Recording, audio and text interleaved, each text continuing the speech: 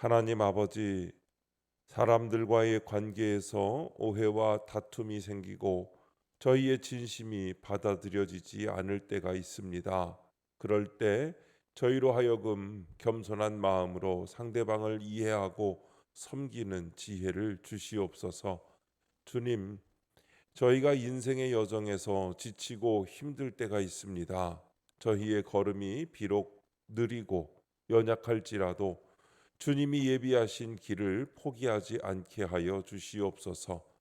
저희의 제한된 시각을 넘어서 주님의 무한하신 능력을 바라보며 신뢰할 수 있는 믿음을 허락하여 주시옵소서. 오늘도 말씀하옵소서. 듣겠습니다. 예수님의 이름으로 기도합니다. 아멘. 성경 말씀 사사기 8장 1절부터 12절까지 말씀입니다. 우리 하나님의 말씀을 다 함께 한 목소리로 읽겠습니다. 에브라임 사람들이 기드온에게 이르되 네가 미디안과 싸우러 갈 때에 우리를 부르지 아니하였으니 우리를 이같이 대접함은 어찌 됨이냐 하고 그와 크게 다투는지라. 기드온이 그들에게 이르되 내가 이제 행한 일이 너희가 한 것에 비교되겠느냐. 에브라임의 끈물 포도가 아비에셀의 만물 포도보다 낫지 아니하냐. 하나님이 미디안의 방백 오렙과 스웹을 너희 손에 넘겨주셨으니 내가 한 일이 어찌 능히 너희가 한 것에 비교되겠느냐 하니라. 기드온이 이 말을 하매 그때에 그들의 노여움이 풀리니라. 기드온과 그와 함께한 자 300명이 요단강에 이르러 건너고 비록 피곤하나 추격하며 그가 숫곳 사람들에게 이르되 나를 따르는 백성이 피곤하니 청하건대 그들에게 떡덩이를 주라. 나는 미디안의 왕들인 세바와 살문나이의 뒤를 추격하고 있노라 하니 숫곳의 방백들이 이르되 세바와 살문나이의 손이 지금 내 손 안에 있다는 거냐. 어찌 우리가 내 군대에게 떡을 주겠느냐 하는지라. 기드온이 이르되 그러면 여호와께서 세바와 살문나를 내 손에 넘겨주신 후에 내가 들가시와 찔레로 너희 살을 찢으리라 하고 거기서 분우엘로 올라가서 그들에게도 그같이 구한즉 분우엘 사람들의 대답도 숫곳 사람들의 대답과 같은지라. 기드온이 또 분우엘 사람들에게 말하여 이르되 내가 평안히 돌아올 때에 이 망대를 헐리라 하니라. 이때에 셀바와 살문나가 갈골에 있는데 동방 사람의 모든 군대 중에 칼든 자 12만 명이 죽었고 그 남은 15,000명 가량은 그들을 따라와서 거기에 있더라. 적군이 안심하고 있는 중에 기드온이 노바와 욕부와 동쪽 장막에 거주하는 자의 길로 올라가서 그 적진을 치니 세바와 살문나가 도망하는지라. 기드온이 그들의 뒤를 추격하여 미디안의 두 왕 세바와 살문나를 사로잡고 그 온 진영을 격파하니라. 아멘. 온 진영을 격파하니라라는 제목으로 말씀의 은혜를 함께 나누겠습니다. 본문 요약입니다. 기드온이 에브라임 지파의 불평에 지혜롭게 대응한 뒤 300명의 용사와 함께 피곤함을 무릅쓰고 미디안 왕들을 뒤쫓습니다. 추격하는 도중에 숫곳과 브누엘 사람들에게도 도움을 청하지만 거절당합니다. 그럼에도 기드온은 적군을 기습 공격하여 미디안의 두 왕을 사로잡습니다. 첫 번째 지혜로운 대응 1절부터 3절입니다. 에브라임 사람들이 기드온에게 자신들을 부르지 않았다며 불평하자 기드온은 그들의 공로를 인정하며 겸손히 대응합니다. 끈물 포도가 만물 포도보다 낫다는 비유는 그들의 성과를 높이 평가하는 표현입니다. 지도자의 진정한 능력은 승리 후 갈등을 지혜롭게 다스리는 데서 드러납니다. 하나님의 일을 할 때도 사람들 사이에 갈등은 있을 수 있지만 성도는 그것을 겸손한 지혜로 해결해야 합니다. 이것이 하나님 백성의 하나됨을 유지하는 지혜로운 방법입니다. 적용 질문입니다. 나는 갈등 상황에서 어떻게 반응합니까? 불평합니까?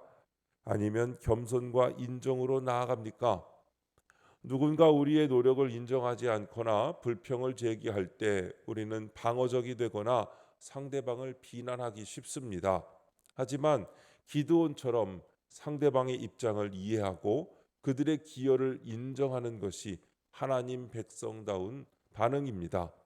직장에서 동료가 자신의 역할이나 기여도에 대해 불만을 표할 때 즉각적으로 반박하기보다는 그들의 수고를 먼저 인정하는 것입니다. 가정에서도 배우자나 자녀가 관심을 받지 못했다고 느낄 때 그들의 감정을 이해하고 그들이 얼마나 소중한지 표현하는 것이 지혜로운 대응입니다.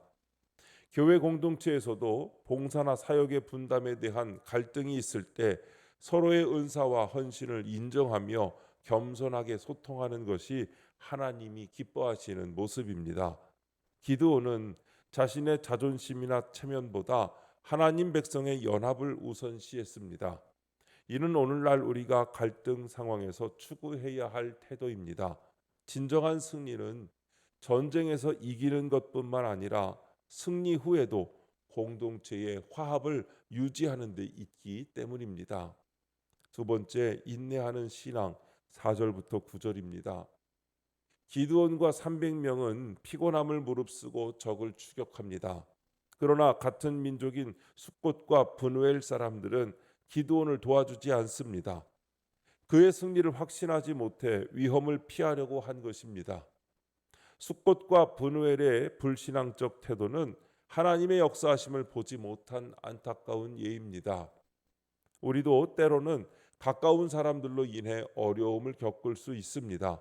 그렇지만 성도는 하나님의 뜻을 이루고자 인내해야 합니다. 믿음의 길은 남들이 알아주지 않는 외로운 길이기 때문입니다. 적용 질문입니다. 나는 하나님의 약속을 믿고 고난을 인내하며 나아가고 있습니까? 우리가 하나님의 뜻을 따라 살아가려고 할 때 가장 큰 어려움은 종종 멀리 있는 대적이 아니라 가까운 사람들의 무관심이나 반대에서 옵니다. 하지만 바로 이런 순간이 우리의 믿음이 진짜인지 가짜인지를 드러내는 시험대입니다. 기드온은 동족의 냉대에도 불구하고 계속 전진했습니다.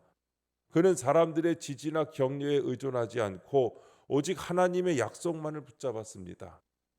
이것이 성숙한 신앙인의 모습입니다. 우리의 믿음이 사람들의 인정이나 지지에 의존한다면 그것은 아직 연약한 믿음입니다. 진정한 믿음은 아무도 알아주지 않고 아무도 격려해주지 않는 상황에서도 하나님의 뜻을 향해 나아가는 것입니다.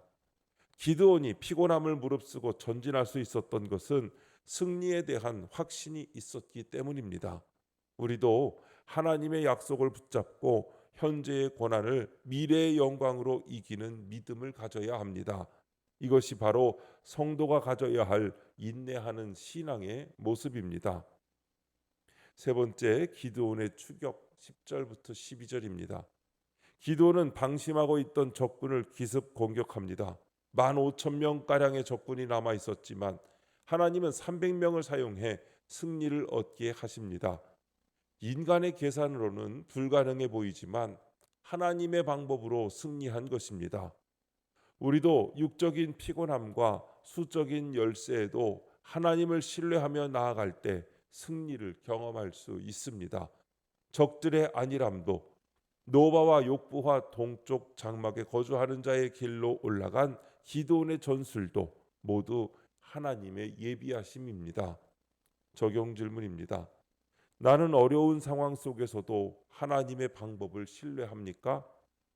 하나님의 방법은 종종 우리의 상식과 다릅니다. 기드온에게 15,000명의 적군은 300명으로는 감당할 수 없는 압도적인 수였지만 하나님께서는 아무런 문제가 되지 않았습니다. 마찬가지로 우리 앞에 놓인 어려움이 아무리 크고 복잡해 보여도 하나님의 관점에서는 충분히 해결 가능한 일입니다. 중요한 것은 문제의 크기를 보는 것이 아니라 하나님의 크기를 보는 것입니다. 결국 하나님의 방법을 신뢰한다는 것은 우리의 제한된 시각을 넘어서 무한하신 하나님의 관점으로 상황을 바라보는 것입니다. 300명으로 15,000명을 이기신 하나님은 오늘도 우리의 작은 믿음과 순종을 통해 놀라운 일들을 행하실 것입니다. 우리에게 필요한 것은 그분의 방법을 신뢰하며 한 걸음씩 나아가는 용기입니다. 오늘도 하나님의 말씀을 묵상하며 말씀에 순종함으로 한 걸음씩 나아갈 때에 하나님의 역사가 여러분의 삶을 통해 이루어지시기를 주님의 이름으로 축원합니다. 기도하겠습니다.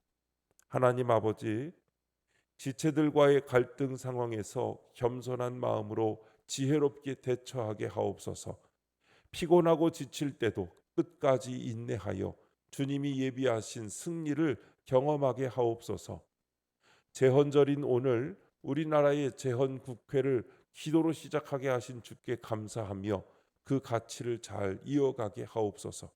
주님, 이 시간 주님께 기도드리는 성도의 기도 가운데 함께하여 주시옵시고 주님의 세미한 음성을 들려주시며 그 선하신 손길로 붙들어 주시옵소서. 우리 주 예수님의 이름으로 기도드립니다. 아멘.